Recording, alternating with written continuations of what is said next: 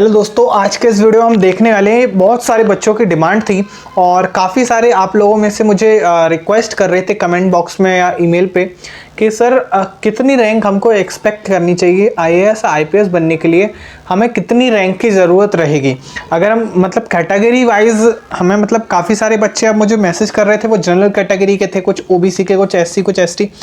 तो वो मेरे से पूछ रहे थे कि how much rank is needed, how much rank is needed to get IAS and IPS। ठीक है, अब देखो यार, मैं आपको कुछ एक्स्ट्रा चीज़ें भी इसमें बताने की कोशिश करूँगा डेफिनेटली। सबसे पहले तो यार, अगर आप लोग अगर फर्स्ट सेकंड अटेम्प्ट में हैं तो आप लोग एक चीज़ पर ध्यान दीजिए कि इन पर आप सबसे पहले तो इन पर फोकस मत कीजिए ऐसी चीज़ों पर आईएएस के लिए कितनी रैंक चाहिए, आईपीएस के लिए कितनी चाहिए। हालांकि मैं अभी बता रहा हूँ, लेकिन मैं एक चीज़ कहूँगा कि do not focus much on these things, है ना, क्योंकि इससे क्या होगा, आपका ध्यान भटकेगा और अभी आपका जो मेन फोकस है वो स्टडी पे होना चाहिए। ठीक है, क्योंकि पढ़ाई आपकी तैयारी ही आखिर में आपकी हेल्प करेगी। ठीक है, तो आपको उन चीज़ों पर अभी ज़्यादा ध्यान देने की ज़रूरत है डेफिनेटली। ठीक है, और अगर हम अभी यहाँ पे रैंक की बात करें कि कितनी रैंक चाहिए रहेगी, तो हम अगर देखें आईएएस बनने के लिए, ठीक है, आईएएस बनने के लिए जनरल कैटेगरी से 77 रैंक चाहिए।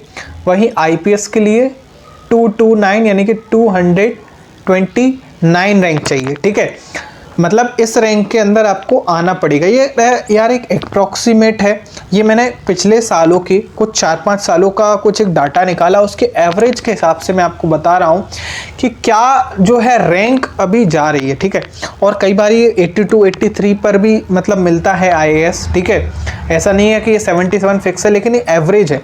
मतलब इसका मतलब ये है इस 77 का कि अगर आप मतलब टॉप 80 में आ गए, कितने में, टॉप 80 में अगर आप आ गए तो आपको आईएएस मिल जाएगा, है ना। इसका मतलब ये है, तो आपको ऐसा चिंता करने की ज़रूरत नहीं है कि अगर 77 से अगर 78 हो गया, नहीं, ऐसा नहीं है। ये एक एवरेज है जो मैंने 4-5 सालों का निकाला है। ठीक है, ईडब्ल्यूएस के लिए आपको लगभग 320।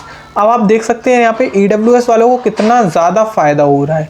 मतलब अगर आप ईडब्ल्यूएस से हैं तो एक है बंदा 77 और एक है बंदा जिस 322 पे जिसका सिलेक्शन हो जा रहा है इसके लिए। ठीक है, और आईपीएस में ईडब्ल्यूएस से 513 यानी कि 513 तक अभी गई इस बार की लिस्ट में। ठीक है, और अगर ओबीसी के लिए गए देखें तो 338 तक गई है आईएएस के लिए, और आईपीएस के लिए गई है 489 तक। ठीक है, और ये लेटेस्ट जो है इस साल के डाटा के ऊपर ज़्यादा बेस है।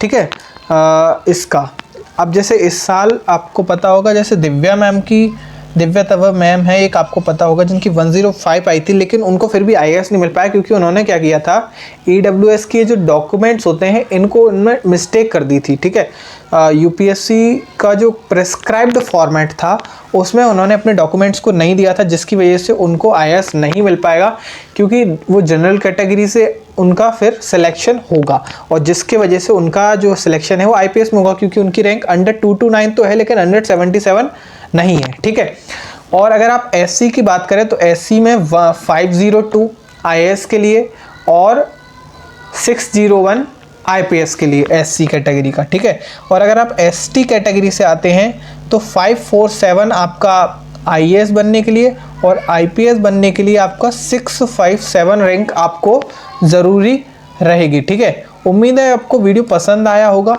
अगर आपको वीडियो पसंद आया हो तो चैनल को सब्सक्राइब और वीडियो को लाइक आप ज़रूर से करें, क्योंकि इससे हमें काफ़ी ज़्यादा मोटिवेशन मिलता है। साथ ही साथ मैं आपको एक बात बता देना चाहता हूँ कि मैं एक आंसर राइटिंग सीरीज़ लेके आने वाला हूँ, जिसमें मैं लगभग 100 क्लासेस लूँगा, जिसमें मैं आपको बताऊँगा कि किस तरीके से आंसर्स को लिखना होता है। ठीक है, हाउ टू राइट आंसर्स। तो मिलते हैं अगले वीडियो में। अगर आपको वीडियो पसंद आया हो तो चैनल को सब्सक्राइब और वीडियो को लाइक ज़रूर से कर